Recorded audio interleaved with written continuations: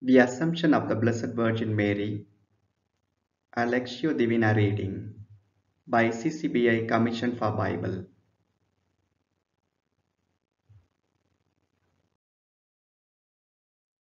Prayer. At your right hand stands the Queen in gold of Ophir. Hear, O daughter, and consider and incline your ear. Forget your people and your father's house, and the King will desire your beauty. Since he is your Lord, bow to him. With joy and gladness they are led along as they enter the palace of the King. Psalm 45.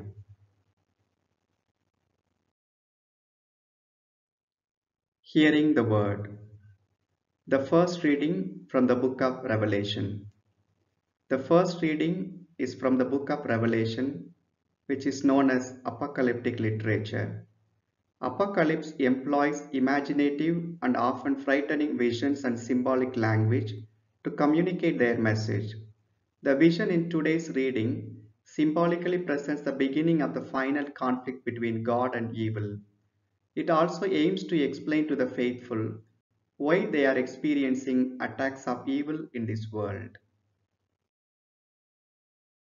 The Apostle John, who has a vision at Patmos Island, narrates the 7 signs that are to come. The first and the great sign is the first reading of the day. Since this is a sign, we don't expect that this literally happens on earth. A dragon tries to destroy a newly born child. The mother of the child looks like a cosmic queen with a crown of 12 stars, the sun as her garment, and the moon at her feet. The majestic woman bears a child, a royal figure with supreme authority over all nations. The child is taken to God's throne while the woman is sheltered in the desert for a time. The dragon is then thrown down to earth where he will turn his wrath against God's people.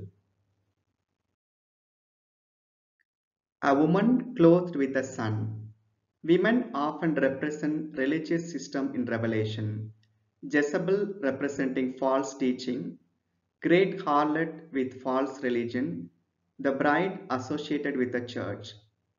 The woman clothed with the sun scripturally has to be identified with Israel according to Joseph's dream in Genesis 37. In that dream, the sun represented Jacob, the moon represented Joseph's mother Rachel, and the 11 stars were the sons of Israel, which bowed down to Joseph. In the sign with 12 stars, Joseph is now among the other tribes of Israel. In other First Testament passages, Israel is represented as a woman. The woman is in labor. It expresses the tribulation and suffering. Another sign, a fearful, powerful dragon appears, fierce and deadly in nature. It has 7 crowns, which represents great power. From Daniel 7, 7 and 8, we may deduce that it refers to the Roman Empire. The dragon is ready to devour the child that represents persecutions on the church. A male child to rule the nations, that is Jesus Christ the Messiah. The woman escapes into wilderness. The wilderness represents that the protection that God is giving. 1260 days, the number that prophecy will be realized. God reserves place. God's providence and care. Dragon fails. There is a great song of triumph in heavens. The second reading from the first letter of St. Paul to the Corinthians. Corinth is a rich city. Paul ministered here for about 18 months during a second missionary journey. Paul, who knows about the problems in the church in Corinth, addresses the problems through his letter. Paul's authority, dissensions in the church, sexual immorality, idolatry, aberrations in the breaking of the bread, gifts and charisms, and finally the resurrection of the dead. The earlier ones were moral or liturgical problems, while the last one was a theological or a doctrinal problem. At the beginning of the letter, Paul talks about Christ's cross, and at the end about Christ's resurrection. Two hurdles to understand the resurrection of the dead. One, in Judaism, the belief in life after death came very late. For people believed after death a soul goes to Sheol, which is the place for the dead. Two, Plato's philosophy of dualism, which emphasized that soul is immortal but body is corruptible. Christ's resurrection, first fruits of those who have fallen asleep. This is the understanding of Paul. Paul makes a contrast between Adam and Jesus, death and life. He says that resurrection will happen in order. Christ first, then those who belong to Christ, and finally all. In the end, death will be destroyed. The Gospel reading. Today's Gospel reading divides into two parts. In the first part, Elizabeth greets Mary. In the second, Mary praises God. Mary, upon hearing the annunciation of the birth of Jesus from Gabriel, rushes to a Judean hill country. Her greeting passes the Spirit to Elizabeth. The horizontal greeting of Elizabeth is made into a vertical praise and thanksgiving by Mary. The song reminds the song of Miriam, Hannah, and Judith.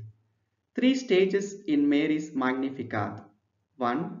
Mary praises God for her own blessedness. 2. For the revolution that the Lord is working. 3. For the hope in the promise of the Lord. 3.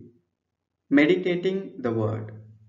Today we celebrate the solemnity of the Assumption of Our Lady.